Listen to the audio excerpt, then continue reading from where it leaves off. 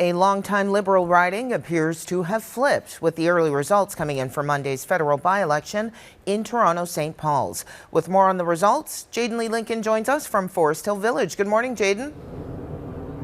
Good morning, Candace. Well, this is a huge upset for the Liberals. An official result suggesting that Don Stewart, a Conservative candidate, has won this election. We have a graphic that we'll show you here just so that you can kind of see the numbers. 42% of the vote going to Don Stewart. Leslie Church with 40% of the vote.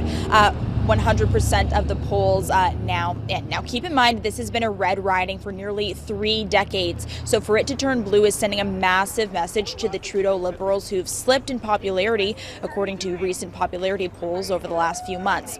Now, a lot of time and resources went into campaigning for this by-election, more than you would expect for a by-election. Leslie Church was looking to step up to the plate as the next Liberal MP, and some big Liberal names and cabinet ministers were out here campaigning with her during her campaign. The Prime Minister even joining her at one of her campaign events at the end of May.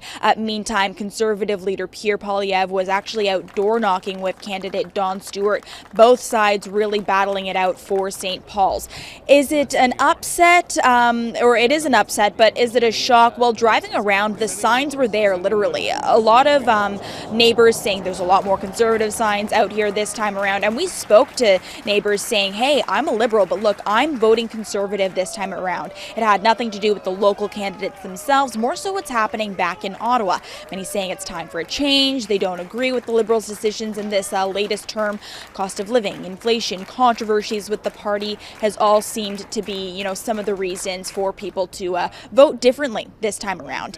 Now, many have been looking at St. Paul's as a barometer for how the Liberals might do in the next election, and it might not be looking so good. There's calls for Trudeau to step down ahead of the federal election. That's fall of 2025. He maintains that he'll be staying on as head of the Liberal Party, but many of the Liberals might be looking at this massive upset again. St. Paul's turning blue for the first time in nearly 30 years.